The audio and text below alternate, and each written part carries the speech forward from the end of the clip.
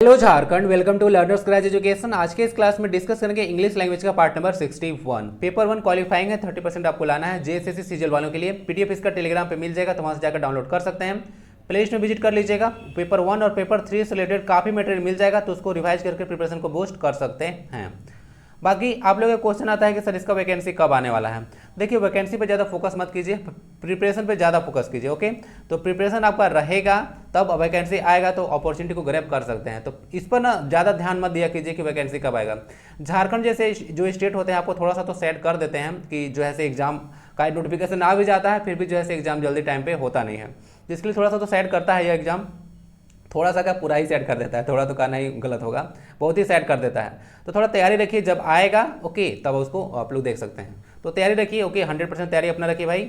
जब आएगा तो उसको देख लीजिएगा, जब आएगा रे तब गवाएगा गेत। समझ गए। बाकी एक लाइक जरूर कर देना है वीडियो को, और उसके बाद आगे बढ़ जाना है। तो आइए देखते हैं पार्ट नंबर 61 में अच्छे से क्वेश्चन आए, ध्यान से सुनिएगा। Choose the option that is closest to the meaning of the underline idiom. एक सेंटेंस दिख रहा है, उसमें एक इडियम का प्रयोग किया गया है, तो उस इडियम का मीनिंग बताना है। Don't beat about the bush, तो beat about the bush underline part है, तो इसका मीनिंग क्या होना चाहिए। I don't like it, to speak aggressively, to exaggerate, to speak very closely, या फिर not coming to the point. सही आंसर हो जाएगा इसका not coming to the point. यानी कि बीट अबाउट द बस का मतलब होता है ना, कोई चीज़ घुमा फिरा कर बात करना। जैसे कि मैं आपसे बात कर रहा हूँ कोई चीज़, तो जो मेन मुद्दा है मैं बात ही नहीं कर रहा हूँ। ओके, मैं आपसे गया हूँ आपको बुक देने के लिए, और मैं बुक दे ही नहीं रहा हूँ, आपसे इधर उधर की बातें कर रहा हूँ। ओके, तो वही होता है कि आप कोई सी पर्टिकुलर मैटर हो तो उससे इतर अगर आप बात करते हैं तो उसको बीट अबाउट द बस बोला जाता है। तो सेंटेंस ही पढ़ सकते हैं, डोंट बीट अबाउट द बस, आई डोंट लाइक इट। इधर उधर की बातें मत करो, घुमा फिरा कर मत बात करो, मुझे ऐसा पसंद नहीं है, सीधे मुद्दे की बात करो और निकलो पतली गली से। एक्सैजरेट मतलब होता है कोई चीज़ को बढ़ा चढ़ाकर बोलना। A good way to affect one's confidence is to belittle their talent। इसमें जो अंडरलाइन वर्ड है उसका अपोजिट मीनिंग बताना है। क्वेश्चन को ध्यान से पढ़ना होता है। एग्जाम में होता है ना, सिर्फ आपका टैलेंट का टेस्ट नहीं किया जाता है। एग्जाम में तो आपको पता है कितना सारा प्रेशर रहता है, तो एग्जाम में प्रेशर कितना आप झेल पाते हैं और उस सिचुएशन में आप कितना आंसर हो या क्वेश्चन सही कर पाते हैं, वो सबका टेस्ट होता है एग्जाम में। ओके, तो ध्यान रखिएगा, थोड़ा सा क्वेश्चन को ध्यान से पढ़ना है ना। बिलिटिल का मतलब बताना है। Good way to affect one's confidence is to belittle their talent, criticise, flatter, exaggerate या फिर एडोर। देखिए, बिलिटिल मतलब होता है ना कोई चीज़ को कम आंकना, कोई चीज़ को कम आंकना, उसी को बोलते हैं बिलिटिल। इसका क्या होगा, इसका होगा एक्सैजरेट, यानी कोई चीज़ को बढ़ा चढ़ाकर बात करना। एक्सैजरेशन भी आप लोग पढ़े होंगे, इसका मतलब होता है कोई चीज़ को बढ़ा चढ़ाकर बात करना। फ्लैटर मतलब होता है चापलूसी करना। एडोर का मतलब होता है किसी चीज़ का प्रशंसा करना, फ्रेज करना। ओके, तो देख लीजिएगा, दोनों फ्लैटर और जो एडोर है एक दूसरे का सिनोनिम बन सकता है। दोनों का मतलब होता है चापलूसी करना या प्रशंसा करना। क्रिटिसाइज मतलब आलोचना करना होता है, और एक जो इसके लिए इंपॉर्टेंट वर्ड बनेगा वो होता है हिट आउट। न्यूज में ये काफ़ी चलता रहता है हिट आउट। जब एक दूसरे का एक पॉलिटिकल पार्टी जो है ना दूसरा पॉलिटिकल पार्टी का टांग खिंचाई करेगा, तो वहाँ पे हिट आउट वर्ड काफ़ी ज़्यादा यूज किया हुआ रहता है। हिट आउट मतलब आलोचना करना। एक फिलर है, फिल किया जाए जरा। He checked carefully so the mistakes were caught. Answer ही मिल गया, मतलब क्या कहें, तो सो भराएगा ना इसमें। क्यों? क्योंकि ही चेक केयरफुली, वह क्या किया था, कोई चीज़ को केयरफुली चेक किया था, ध्यान से चेक किया था, इसीलिए मिस्टेक को पकड़ा गया या उसको खोज लिया गया। ओके ना, तो सो वर्ड ही जाएगा यहाँ पे, और नॉर और इधर का कोई मतलब ही नहीं बनता है, बिना मतलब का हो जाएगा। ठीक है, आंसर इसका यही होगा, सो लगेगा, सो मतलब यहाँ पे इसीलिए का सेंस में है। अंडरलाइन पार्ट का अपोजिट मीनिंग बताना है, ये भी देख लीजिएगा। अंडरलाइन पार्ट है, उसका अपोजिट मीनिंग बताना है। She is a very attractive women. क्या होना चाहिए, अगली, एपिलिंग, फिर कैप्टिवेटिंग या फिर चार्मिंग। अट्रैक्टिव का मतलब होता है बहुत ही आकर्षक, क्या हो जाएगा, अगली। ये क्वेश्चन तो जेसीसी के एक्सरसाइज में भी आ चुका है, ऐसे डायरेक्ट नहीं आया था, बट पूछा था अगली और या ब्यूटीफुल या इस तरह से कुछ वर्ड था, तो अगली इसका आंसर हो जाएगा। बाकी जितने वर्ड्स हैं, एपिलिंग देखने को मिलता है, कैप्टिवेटिंग और चार्मिंग, सबका मतलब होता है आकर्षक यानी कि मनमोहक। समझ गए, आंसर इसका ए हो गया। अपोजिट पूछा था आपसे। Is it true that Gautam is currently engage with writing a book about Bengali humour. देखिए, कभी भी आप लोग बात करते हैं इंगेज के साथ प्रीपोजिशन लगाने की बात करते हैं, तो दो प्रीपोजिशन यूज होता है, इंगेज विथ और इंगेज इन। यहाँ पे अगर कोई वर्क में है, ध्यान दीजिएगा, अगर किसी काम में आप लोग इंगेज हैं तो इंगेज के साथ प्रीपोजिशन इन लगता है, बराबर। दूसरा बात बोलता है कि अगर engage with a person, engage है किसी आदमी के साथ, तो इंगेज विथ समबडी और समथिंग आप लोग यूज कर सकते हैं, तो इसको ध्यान रखिएगा। इंगेज इन अ वर्क या फिर प्रोफेशन, और इंगेज विथ समबडी और समथिंग, यानी किसी पर्सन के साथ अगर इंगेज हैं तो इन लगेगा, और अगर सॉरी विथ लगेगा, और किसी काम में आप लोग इंगेज हैं तो वहाँ पे इन लगेगा। तो यहाँ पे बुक लिखने का काम था, तो कोई चीज़ काम हो रहा था, वर्क था हुआ, तो इसके साथ इन लगेगा, न कि विथ। तो ऑप्शन डी इसको करेक्ट कर देगा सेंटेंस को। तो विथ को रिप्लेस किया जाए इन से, सेंटेंस ग्रामेटिकली करेक्ट हो जाएगा। दो कॉन्सेप्ट को याद रखिएगा। She plays football on Sunday, does she, इसमें क्या एरर है? देखिए यहाँ पे ना क्वेश्चन टैग से क्वेश्चन पूछा गया है, और क्वेश्चन टैग का एक रूल होता है, जो अफर्मेटिव सेंटेंस है उसका क्वेश्चन टैग निगेटिव बनता है, और अगर निगेटिव सेंटेंस है उसका क्वेश्चन टैग अफर्मेटिव बनता है। तो दो बेसिक रूल होता है, उसको ध्यान रखिएगा। बाकी टेंस होता है ना, इसको ध्यान रखिए, जो टेंस होगा उसी टेंस में इसको करते हैं। तो सी प्लेस कौन सा टेंस है? ऑब्वियस सी बात है, यहाँ पे प्रेजेंट इंडिफिनिट टेंस का यूज किया हुआ है। तो प्रेजेंट इंडिफिनिट टेंस में डू या डज आता है, तो बिल्कुल सही है डज। लेकिन सेंटेंस यहाँ पे अफर्मेटिव है, तो इसका क्वेश्चन टैग नेगेटिव होगा, तो डज सी नहीं होगा, डजंट सी होना चाहिए। ओके, तो डजंट सी लगेगा, तब जाकर सेंटेंस ग्रामेटिकली करेक्ट हो जाएगा। तो पार्ट नंबर सी मेरा है, सी है डी में, तो डी को टिक लगा दिया जाए, छोटा हो गया है थोड़ा। This night we have an appointment at dash restaurant for a corporate meeting. तो क्या होना चाहिए भरिए जरा, कि this night we have an appointment at, हमारा अपॉइंटमेंट है कहाँ पे? एट के बाद बिग या फिर अब, एन बिग या फिर अबिग। एन बिग तो लगेगा नहीं, काट लीजिए आप लोग, और बिगर भी काट लीजिए। क्यों? क्योंकि तुलना की बात तो किया नहीं जा रहा, हम लोग का एक रेस्टोरेंट में बोला जा रहा है कि अपॉइंटमेंट है, तो यहाँ पे बिगर तुलने के बाद, तुलना की बात नहीं है तो कट जाएगा। बाकी बिग के पहले आर्टिकल एन नहीं लगेगा, तो ऐसे कट जाएगा।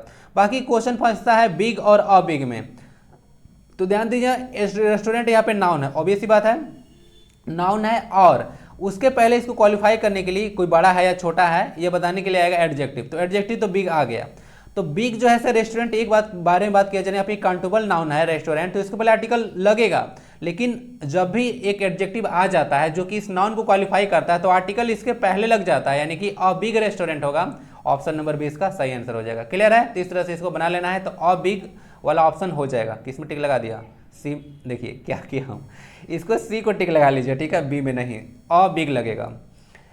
मिसस्पेल्ड वर्ड कौन सा है इसमें? प्रिविलेज्ड, इंटरफेरेंस, इंटरवेंशन या फिर अटेंडेंस। अटेंडेंस गलती है क्या? ऐसे होना चाहिए, नहीं, अटेंडेंस तो सही लिखा हुआ है, अटेंडेंस गलत है, अटेंडेंस ऐसे ही लिखा जाता है। गलत वर्ड है इंटरफेरेंस ना, इंटरफेरेंस जो आप लोग देखते हैं, आई इंटरफेरेंस, AFERENC होता है, न कि ANC, तो इसको ध्यान रखिएगा, इंटरफेरेंस। तो क्या वर्ड हो गया? इंटरफेरेंस मतलब होता है किसी के मैटर में टांग अड़ाना, टू मेडल समवन ना, ध्यान रखिएगा, किसी के मैटर में टांग अड़ाना होता है। बाकी प्रिविलेज्ड, प्रिविलेज काफी इंपोर्टेंट वर्ड है, एसएससी में बहुत बार पूछा गया है। प्रिविलेज्ड देखिए कहीं भी डबल एल नहीं होता है, और डबल आर भी नहीं होता है। इंटरफेरेंस को देख लीजिएगा, डबल आर नहीं होता है। इंटरफेरेंस देख लीजिएगा, अटेंडेंस में लास्ट में डांस होता है ना, अटेंडेंस में लास्ट में डांस होता है, ध्यान रखें। फिलर है फिर से, Sophia was the reluctant dash to an enormous amount of land and money. ये तो पता होना चाहिए, यहाँ पे हेयर हो जाएगा ना, किसी चीज़ का उत्तराधिकारी या किसी चीज़ के बारे में बात करता है तो वहाँ पे हेयर होता है। Sophia was the reluctant heir to an enormous amount of land and money, तो हेयर ही सब वर्ड जाएगा। हेयर जो होता है ना, वह एक अनकाउंटेबल नाउन होता है, इसको थोड़ा सा याद रखिएगा। हेयर जो होता है से अनकाउंटेबल नाउन होता है, तो इसको आप लोग गिन नहीं सकते हैं, तो ठीक है। लेकिन अगर कोई पार्टिकुलर एक या दो हेयर के बारे में बात करेंगे तब जाकर उसको गिन सकते हैं। जैसे माई 2 हेयर्स आर ब्लैक, ओके। तो इसे समझ गया ना बात को। ऐसे 2 ब्लैक नहीं है, 2 व्हाइट हो सकता है, वो भी चेक करना पड़ेगा, बट इस तरह से आप लोग यूज कर सकते हैं। तो choose the correct synonym of the given word. Candid है, कैंडिड का आपको सिनोनिम बताना है। लैकोनिक, रिजर्व्ड, आउटस्पोकन या फिर टैसिटर्न। कैंडिड मतलब होता है ना निसंदेह टाइप का, मुंहफट टाइप का, जो बिना सोचे समझे, मतलब सोच के बोलता है बट मुंहफट होता है, तो उसको आउटस्पोकन बोला जाता है। बाकी लैकोनिक, रिजर्व्ड और टैसिटर्न सबका मतलब होता है जो कम बोलता है उसको, ओके, तो उसको बोलते हैं लैकोनिक, रिजर्व्ड या फिर taciturn. One who speak less, okay, उसको बोलते हैं टैसिटर्न। बाकी कैंडिड मतलब होता है हाँ बहुत ज़्यादा जो बोलता है, या फिर आउटस्पोकन बोल सकते हैं, मुंहफट इसका हिंदी होता है ना, ध्यान रखिएगा। बाकी एक जो एक कैंडिड, एक चैटर बॉक्स भी वर्ड आता है, CHATTERBOX, chatter box. Chatter box का मतलब होता है बातूनी, जो बहुत ही ज़्यादा बोलता है। क्वेश्चन 11 है, he got into several altercation with his boss. Altercation मतलब होता है ना कोई चीज़ लड़ाई झगड़ा कर देना, तो इसमें आपको नियरेस्ट मीनिंग पूछा है, यानी कि सिनोनिम बताना है। कॉनकॉर्ड, अंडरस्टैंडिंग, आर्गुमेंट या फिर एग्रीमेंट। आर्गुमेंट होगा, अल्टरकेशन मतलब होता है किसी से आर्गुमेंट कर देना या झगड़ा कर लेना। वो झगड़ा उस तरह से मारा पीटी नहीं है, यहाँ पे अल्टरकेशन मतलब मतलब मुंह से लड़ाई करना है, आर्गुमेंट करना है। ओके, तो आर्गुमेंट इसका सही वर्ड जाएगा। कॉनकॉर्ड मतलब होता है सहमति, अंडरस्टैंडिंग, एग्रीमेंट, तीनों के तीनों वर्ड एक दूसरे का सिनोनिम हो जाएगा ना, देख लीजिएगा, सबका मतलब सहमति होता है, agreement. By the time he had finished his work, question अच्छा है, देख लीजिए इसको। By the time he had finished his work I had nearly given up all hope of arriving at the airport. अब ध्यान दीजिए, यहाँ पे दो एक्शन यहाँ पे कंटिन्यू हो रहा है। एक एक्शन तो कोई पर्सन है जो कि सोच रहा है कि वो एयरपोर्ट पर नहीं आ सकता था, तो by the time he had finished his work, तो बाय द टाइम के साथ में ध्यान दीजिएगा पास्ट टेंस लगता है, तो ये ध्यान रखिएगा। बाकी अगर सेंटेंस का रेफरेंस समझ पा रहे होंगे तो लिखा हुआ है by the time he had finished his work I had nearly given up all hope of arriving at the airport. यहाँ पे गिव अप लिखा हुआ है, गिव अप मतलब होता है कोई चीज को छोड़ देना, एक क्या फ्रेजल वर्ब है। तो वह क्या किया था, I had nearly given up all hope of arriving at the airport, मतलब मैं तो आशा ही छोड़ दिया था कि वह ऐसे एयरपोर्ट पर आ पाएगा। बात समझ में आ रहा है। तो by the time he had finished यानी कि समय रहते जो है क्या कर लिया, वह काम को समाप्त कर लिया। तो यहाँ पे by the time he had finished work वाला पार्ट में ही गड़बड़ है। क्यों? क्योंकि अब हैड नहीं यूज होना चाहिए, क्योंकि एक ऑलरेडी एक्शन यहाँ पे हो रहा है कि I had nearly given up, तो वहाँ पे हैड लगा है, तो यहाँ पे भी हैड नहीं लगेगा। एक एक्शन पहले और एक एक्शन बाद में कंप्लीट हुआ है, इसको ध्यान रखिएगा। तो वह जो है आशा जो है नहीं किया था कि काम आ पाएगा, लेकिन समय रहते हुआ काम खत्म कर लिया। तो काम खत्म बाद में नहीं किया होगा, तो ये आपको पता होना चाहिए कि जो काम बाद में होता है उसमें हम लोग सिंपल पास्ट टेंस का रूल यूज करते हैं, और जो पहले खत्म होता है उसमें पास्ट परफेक्ट टेंस का रूल यूज होता है, जो कि हैड प्लस V3 आता है।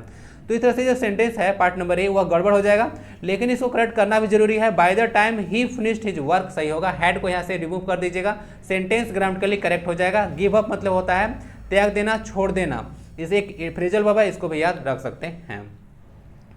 एक वन वर्ड सब्स्टिट्यूशन है रिक्वायर्ड और एक्सपेक्टेड टू जस्टिफाई एक्शंस और डिसीजन, जिसको रिस्पॉन्सिबल आप लोग बोल सकते हैं। तो यहाँ पे रिक्वायर्ड है, एक्सपेक्टेड है, जस्टिफाई कर रहा है कोई एक्शन को या डिसीजन को, तो उसको क्या बोलते हैं, उसको बोलते हैं अकाउंटेबल, यानी कि जिम्मेदार होना किसी चीज के प्रति ना, इसको ध्यान रखिएगा।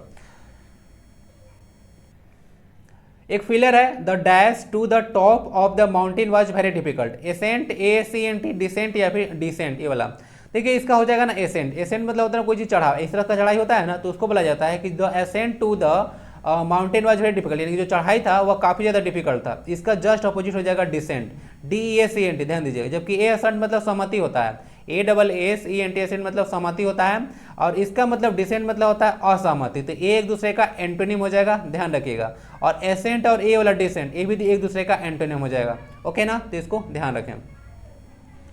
Identify the segment that contains a grammatical error, if you are going down hill you can go much fast. अब यहाँ पे बोला जा रहा है कि अगर आप लोग डाउन हिल यानी कि नीचे साइड में जा रहे हैं तो आप लोग फास्टर जा सकते हैं। तो यहाँ पे ये फास्ट वर्ड है वो फास्ट नहीं होना चाहिए, यहाँ पे फास्टर होना चाहिए, तो ये वाला पार्ट में एरर हो गया, मच फास्टर, ओके, ध्यान रखिएगा।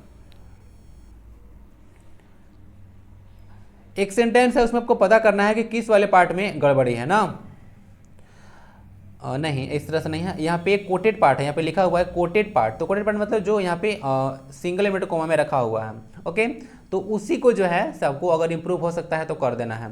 The local authors were never bothering to inquire, यहाँ पे ऑथर्स नहीं होना चाहिए, ऑथोरिटीज होना चाहिए, तो यहाँ मिस्टेक हो गया, इसको सही करना पड़ेगा।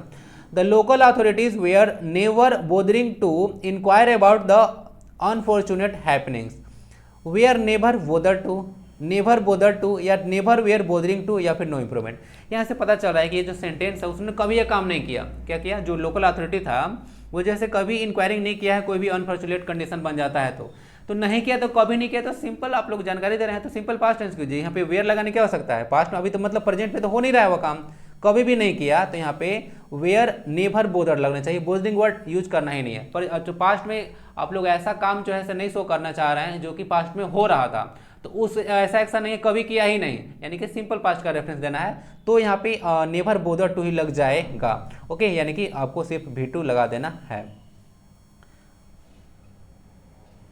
सरनेम बताना है डिसमेंटल का, रिस्टोर, असेंबल, कंपाइल या कंट्राइव या फिर रेक। देखिए एक तरह का इसका ना डिसमेंटल मतलब होता है तोड़फोड़ कर देना या फिर बिखर जाना, तो इसका रेक हो जाएगा, इसको देख लीजिए। कंपाइल मतलब इकट्ठा करना, असेंबल, रिस्टोर सब मतलब इकट्ठा करना ही होता है।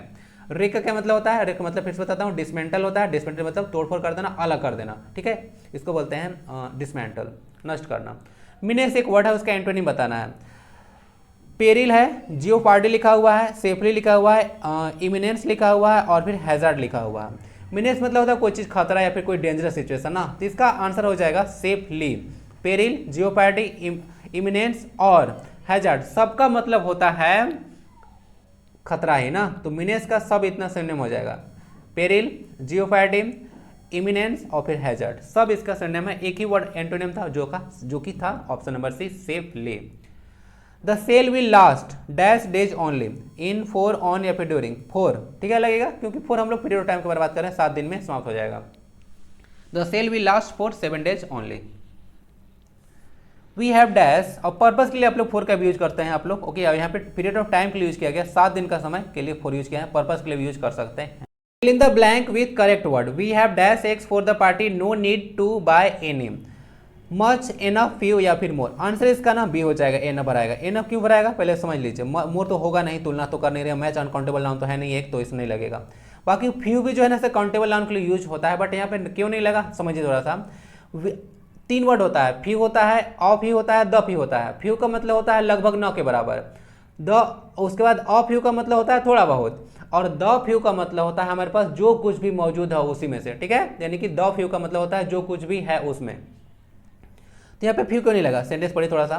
वी हैव फ्यू एग्स अगर डाल देते हैं तब, we have few eggs for the party, no need to buy any, यानी कि हमारे पास थोड़ा बहुत अंडा है और खरीदने की जरूरत है ही नहीं, ऐसा तो कोई सेंस नहीं जाएगा। जब कोई चीज़ आपके पास एनफ रहेगा, पर्याप्त मात्रा में रहेगा, तभी तो जैसे खरीदिएगा, नहीं बात समझ आ रहा है। तो एनफ ही वर्ड यहाँ पे करेक्ट हो जाएगा होगा।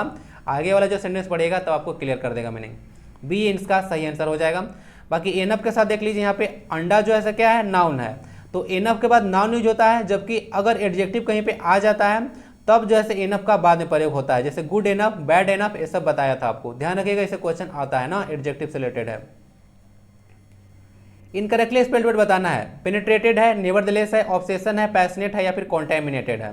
कॉन्टेमिनेटेड वाटर के लिए सेंस में यूज करते हैं आप लोग, वाटर जो होता है उसको खराब मत बोलिएगा, इसके लिए सही वर्ड कॉन्टेमिनेटेड होता है। जो दूषित जल होता है उसके लिए डर्टी वाटर नहीं, कॉन्टेमिनेटेड वाटर होता है, which is not fit for drinking. Penetrated, nevertheless, obsession, passionate में सारा में सही है। नेवरदलेस वर्ड जो है सर गलत लिखा हुआ है, यहाँ पे ना होता है NEVER, उसके बाद THE होता है, नेवरदलेस, इसका मतलब होता है फिर भी, हाउएवर ना, तो यही वर्ड गलत है, बाकी सब देख लीजिएगा। पेनिट्रेटेड, ऑब्सेशन, पैशनेट, कॉन्टेमिनेटेड सारा वर्ड सही है, एक ही वर्ड गलत है यहाँ पे, नेवर, 3 वर्ड से मिलकर बना है, never plus the plus less, 3 मिला तब जाकर बना नेवरदलेस, और नेवरदलेस का मतलब होता है हाउएवर, फिर भी। इसमें आपको ग्रामेटिकल एरर पता करना है। The principal offered me tea but I denied it, इस सेंटेंस में कोई एरर नहीं है, क्यों? क्योंकि कोई अगर ऑफर होता है उसको आप लोग एक्सेप्ट या डिनाई कर सकते हैं, तो ध्यान रखिएगा, कोई ऑफर आपको मिलता है तो उसको एक्सेप्ट या फिर डिनाई कर सकते हैं। क्वेश्चन आपको ना एक आसान दे दिया था, क्वेश्चन ऐसे आता था कि the principal offered me tea but I hated it तो इसको हेट नहीं किया जा सकता है ना, ऑफर अगर आपके पास मिला है तो उसको डिनाई कीजिए, एक्सेप्ट कीजिए, उसको हेट नहीं किया जा सकता है, तो ज़्यादा चांस रहता है क्वेश्चन इस तरह से बना सकते हैं, तो ऑफर को या तो डिनाई या एक्सेप्ट कर सकते हैं आप लोग। क्वेश्चन 23 है, we were prevented from see him in prison without the official paper, तो बिना ऑफिशियल पेपर लेके चले गए मिलने, तो हम लोग उनको प्रिवेंट कर दिया गया था, ऐसा तो होगा ही ना, अखंड अगर कोई पापी इंसान है तो इससे मिलने जा रहा है बिना पेपर के, तो कैसे मिलने देगा। देखिए यहाँ पे जो प्रिवेंटेड लगा हुआ है, यहाँ पे जो सी है ना वो फ्रॉम का ऑब्जेक्ट है, ओके। तो हम लोग यहाँ पे बात कर रहे हैं कि we were prevented from seeing, यहाँ पे हमको एक्शन वर्ड शो करना है, यानी कि नाउन शो करना है, वर्ब नहीं, ओके। तो इसको आप लोग सीइंग लगा दीजिए, ओके। तो यहाँ पे ये नाउन बन जाएगा भी फोर, तो अब जाकर यह सेंटेंस ग्रामेटिकली करेक्ट हो जाएगा। तो we were prevented from seeing him in prison without the official papers, okay. तो बिना पेपर के हम लोग को मना कर दिया कि आप नहीं जा सकते हैं, पेपर होना चाहिए कि हाँ आपको पहले परमिशन लेना पड़ेगा कि आपको कैदी से मिलना है, क्लियर। तो यहाँ पे फ्रॉम सी नहीं फ्रॉम सीइंग लगना चाहिए, हमको ऑब्जेक्ट चाहिए जो कि एक जिरंड ही दे सकता है ना, इसको देख लीजिए, वर्ब हमको नहीं चाहिए, इसका ऑब्जेक्ट है फ्रॉम का यहाँ पे सीइंग, तो सीइंग लगा दीजिएगा।